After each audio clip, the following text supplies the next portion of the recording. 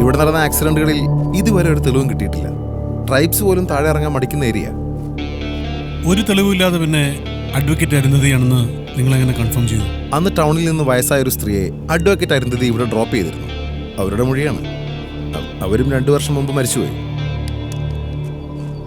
Same ടൈമിൽ വേറൊരു accident? അതെ സർ, ഒരു ചെറിയ കുഞ്ഞ. ആ കുട്ടിയുടെ ബോഡി ഒരു മരക്കൊമ്പിൽ തൂങ്ങിക്കിടക്കായിരുന്നു. ഒരു തമിഴന്റെ മോള. 2 ആക്സിഡന്റുകളുടെയും ദൃക്സാക്ഷി അയാളാ, മുരുകേശൻ. ഈ മുരുകേശൻ ഇപ്പൊ എവിടെ ഉണ്ട്? കുറച്ചു നാൾ മാനസിക നില തെറ്റി ഇവിടെ കലഞ്ഞു തിരിഞ്ഞ് നടന്നിരുന്നു. പിന്നീടൊരു സന്നദ്ധ സംഘടന അയാളെ മെന്റൽ അസൈലത്തിലാക്കി. ഇപ്പൊ അവിടെയാ. முத்துமணி வெளியில எங்கேயும் போக கூடாது, அப்பா கூடவே விளையாடணும்.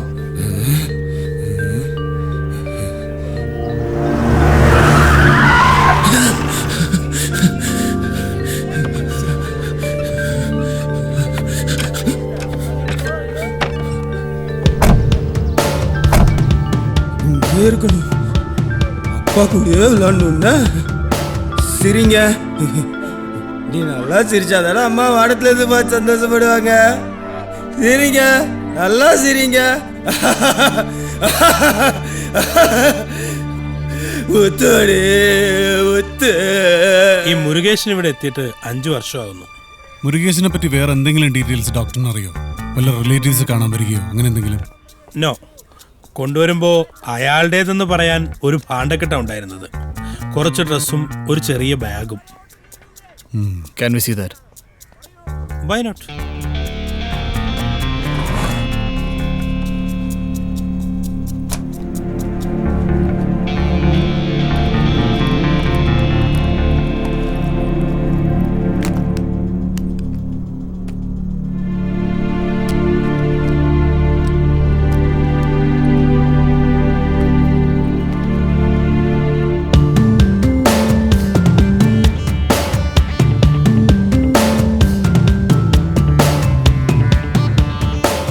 ഐഫോണോ മുരുകേശന്റെ കയ്യിൽ?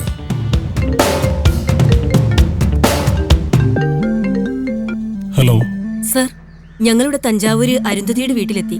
ആ, അവിടെ പാരാളെ? മായാഗർത്തമെന്നും ചെകുത്താന്റെ കൊട്ടാരമെന്നും പ്രദേശവാസികൾ വിളിക്കുന്ന കൊല്ലിമലയുടെ അടിവാരത്തിലെ അത്ഭുത കാഴ്ചകൾ വിവരണാതീതമാണ്. ഇന്ന് വരെ മനുഷ്യൻ ഇറങ്ങിച്ചെന്നിട്ടില്ലാത്ത ഈ ഗർത്തത്തിലേക്ക് ഫോട്ടോഗ്രാഫർ അരുണിനൊപ്പം ഞാൻ നടത്തിയ യാത്രയുടെ ഫലം അക്ഷരാർത്ഥത്തിൽ ഞെട്ടിക്കുന്നതായിരുന്നു. കൊല്ലിമലയിലെ വനവാസികളായ ചെമ്പരൻ വർഗക്കാരായിരുന്നു ഞങ്ങളുടെ സഹായികൾ. പുറം ലോകം കണ്ടിട്ടില്ലാത്ത, വ്യക്തമായ ഭാഷ പോലുമില്ലാത്ത ഒരു ആദിവാസി ഗോത്രത്തെ അവിടെ കാണാൻ ഇടയായി. അവരുടെ കൂട്ടത്തിൽ കണ്ട അവരുടെ ഗോത്രവർഗക്കാരിയല്ലാത്ത ഒരു സ്ത്രീ ഞങ്ങളെ അത്ഭുതപ്പെടുത്തി.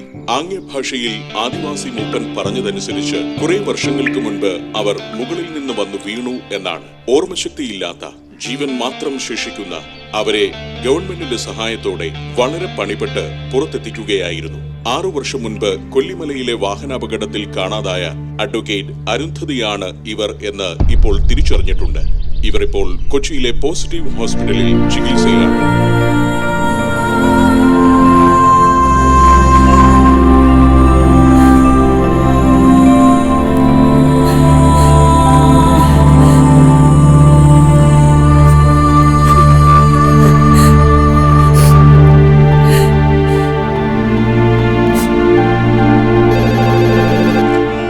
Positive hospital. ഹലോ, ഇന്ന് ന്യൂസിൽ അരുന്ധതി എന്ന് പറഞ്ഞ സ്ത്രീയെക്കുറിച്ച് കേട്ടിരുന്നു. അവരിവിടെ ചികിത്സയിലുണ്ടോ? ഉണ്ടല്ലോ, അവർ ഐസിയുലാണ്. നിങ്ങളാരാ? ഹലോ, ആരാ സംസാരിക്കുന്നത്?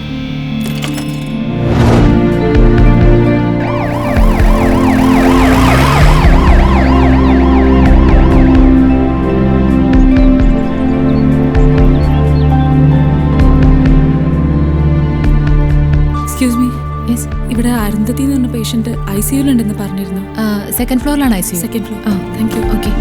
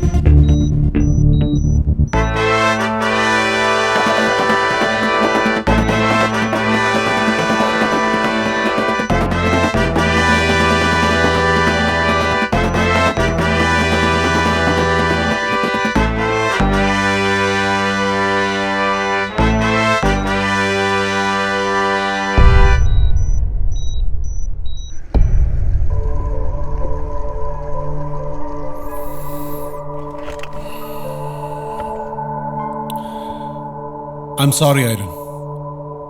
കൊല്ലിമലയിൽ അത്ഭുതങ്ങളൊന്നും സംഭവിച്ചിട്ടില്ല.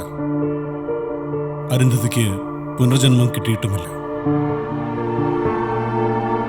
സ്വയം അപ്രത്യക്ഷയാവാൻ ഐരൻ തീരുമാനിച്ചപ്പോൾ പ്രത്യക്ഷപ്പെടുത്താൻ ഞങ്ങളും തീരുമാനിച്ചു. തൂത്തുക്കുടി രാജരത്നത്തിന്റെ പേരിൽ ഹോക്സായി സ്വന്തമാക്കിയപ്പോൾ മുതൽ നിങ്ങളുടെ ലക്ഷ്യം 4 കൊലപാതകങ്ങളായിരുന്നു. അതിനിടയിൽ എന്തിനായിരുന്നു എന്റെ പോസ്റ്റിംഗ്? ഞാൻ ആദ്യം സംശയിച്ചത് നിന്നെയായിരുന്നില്ലേ അർജുൻ? അതായിരുന്നില്ലേ ഐരന്റെ ലക്ഷ്യവും? 6 വർഷം മുൻപ് കൊല്ലിമലയുടെ അഗാധ ഗർത്തത്തിലേക്ക് പോയ അഡ്വക്കേറ്റ് അരുന്ധതിയും ഇപ്പൊ കൊല ചെയ്യപ്പെട്ട 4 പേരും തമ്മിൽ ഒരു ബന്ധമുണ്ട്. അതിന് തെളിവുണ്ട്.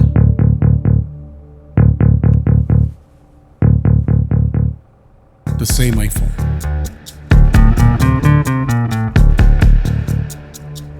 ഒരു ഭ്രാന്താശുപത്രിയുടെ ലോക്കറിൽ മനോനില തെറ്റിയ മുരുകേശന്റെ പേഴ്സണൽ തിങ്സിനൊപ്പം വിശ്രമിച്ചിരുന്ന ഈ മൊബൈൽ അഡ്വക്കേറ്റ് അരുന്ധതി അവസാനമായി ഉപയോഗിച്ചിരുന്ന അതേ മൊബൈൽ.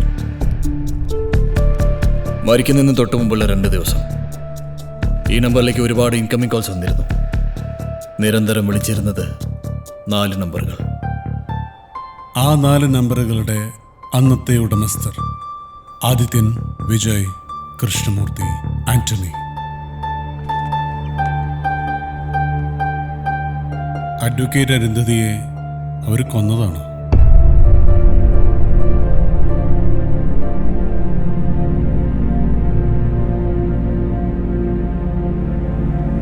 ഈ ചോദ്യത്തിന് ഉത്തരം കൃത്യമായിട്ട് ഐരന് അറിയാം.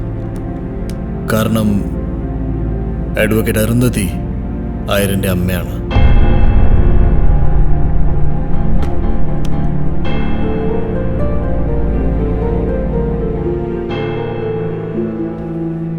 അഞ്ചാം വയസ്സ് വരെ ഐരൻ ഒരു അനാഥാലയത്തിലായിരുന്നു.